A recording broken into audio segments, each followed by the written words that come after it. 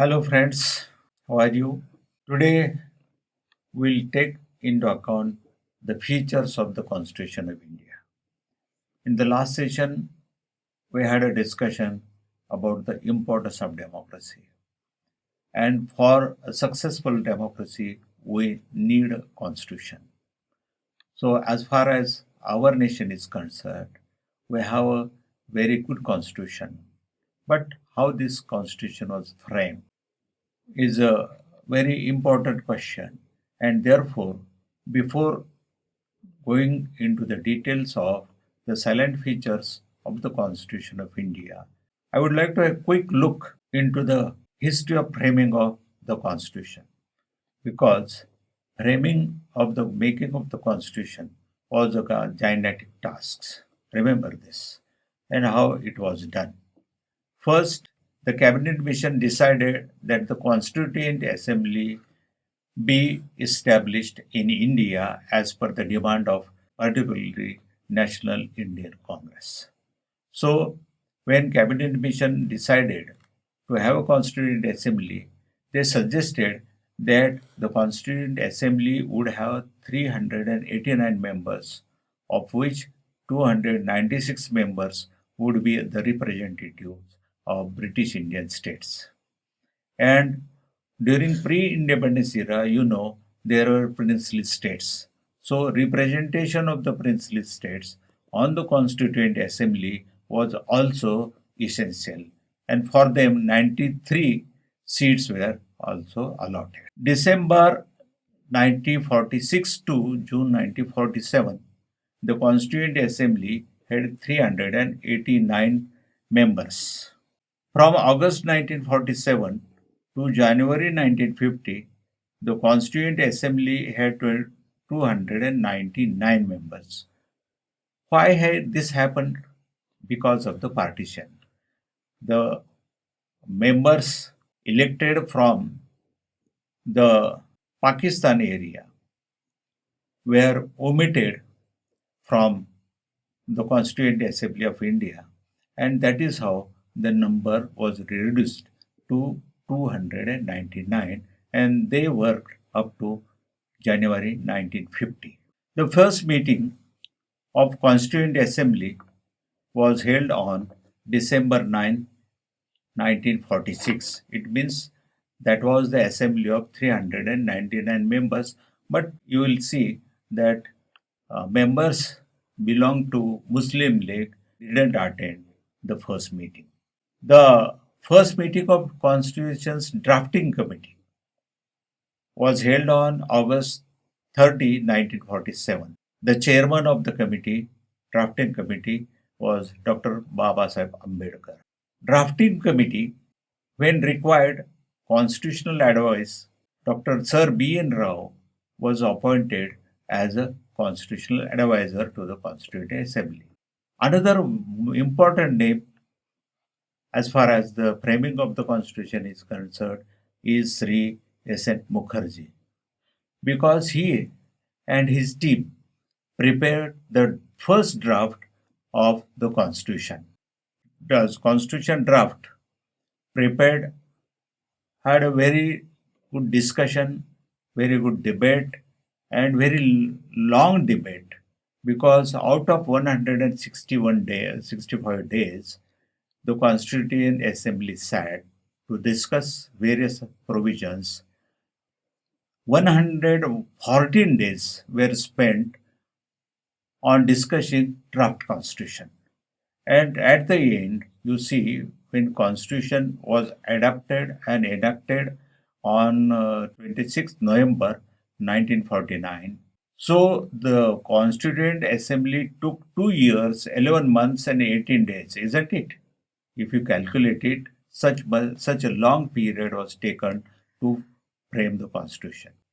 And this is how the final draft of the constitution was approved and rectified on November 26, 1949. But the constitution came in force on 26 January 1950. Why 26 January 1950?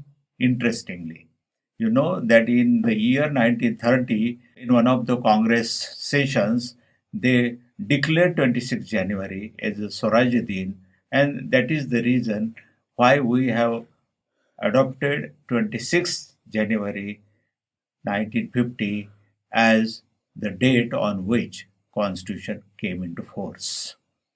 Friends, coming to the next part, you must have noticed much work was done to make the Constitution.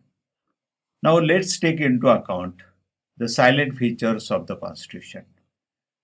There are, I think, about 8 to 9 silent features, very important features, and first among them is written Constitution. Our Constitution is a very long Constitution in the world, isn't it? Yes, because if you go into the details of other constitutions of the world, they are small. When the Constitution came into force on January 26, 1950, it was divided. Please remember, please listen. It was divided in 22 parts. There were 395 articles and 8 schedules. Currently, it includes 448 articles divided into 25 parts and 12 schedules. So you will see the in 4 schedules more. Then again you see more than 50 to 60 articles, and again previously there were 22 parts, now we have a 25 parts. So 3 more parts are also added in the Constitution as per the changing circumstances.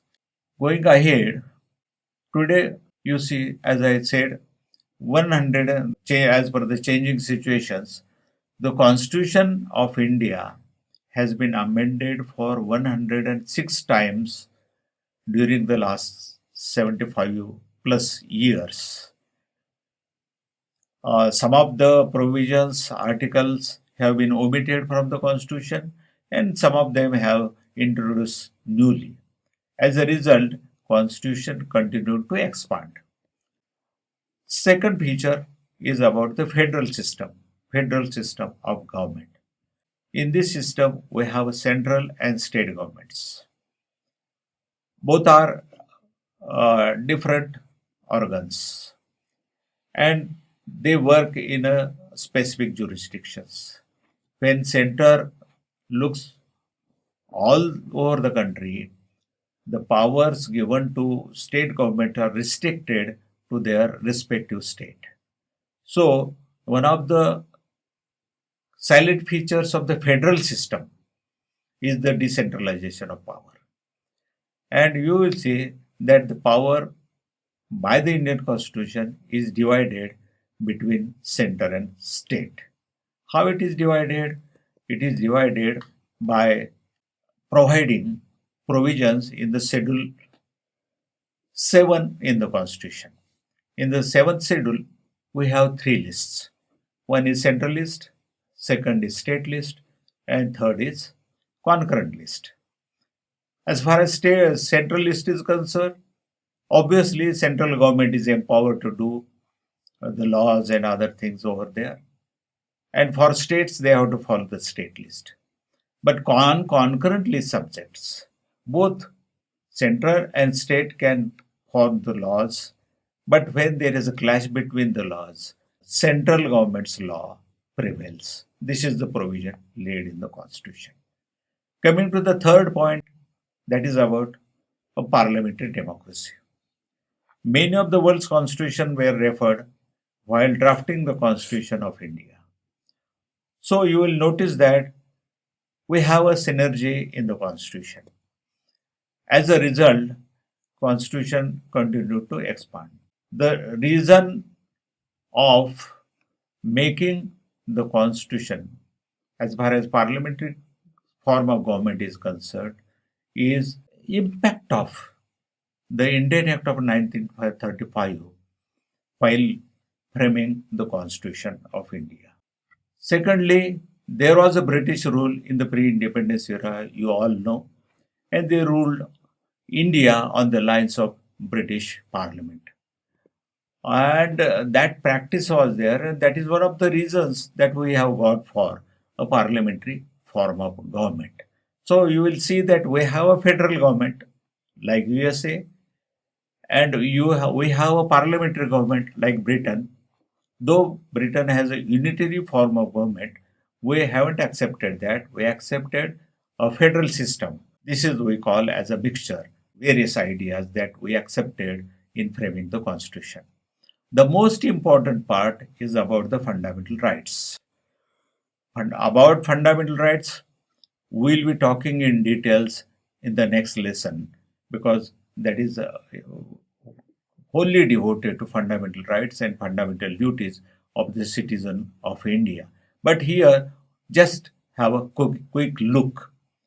Fundamental rights are provided in Part 3 of the Constitution, and Article 12 to 35 deal with fundamental rights of the Indian citizens. Just as it defines the freedom of citizen, it is also clarifies the power and limitations of executive, the legislative body, and the judiciary. So coming to the point, see, first fundamental right is the right to equality. From Article 14 to 18, this right is given. Right to freedom is given in the Article 19 to 22. Right against exploitation, Article 23, 24. Right to freedom of religion, Article 25 to 28. Cultural and educational rights, Article 29 and 30. Right to constitutional remedies, very important right, Article 32 to 35. And from this article, 32 article is very important.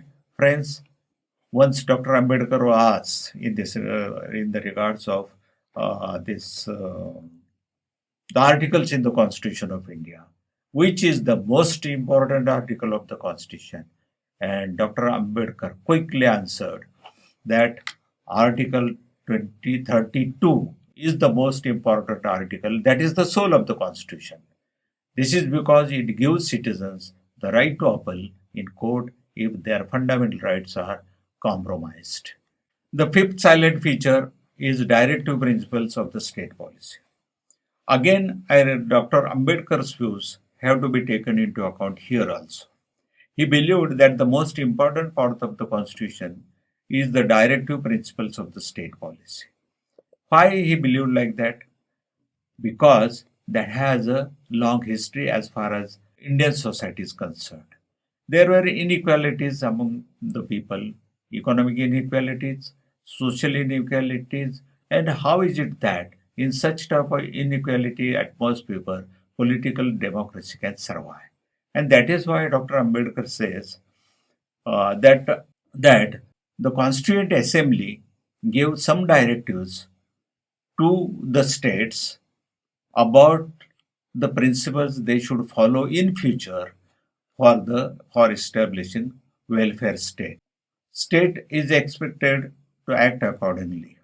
And therefore, these directive principles from Article 35 to 51 and also 51 are important as far as directives to the states are concerned.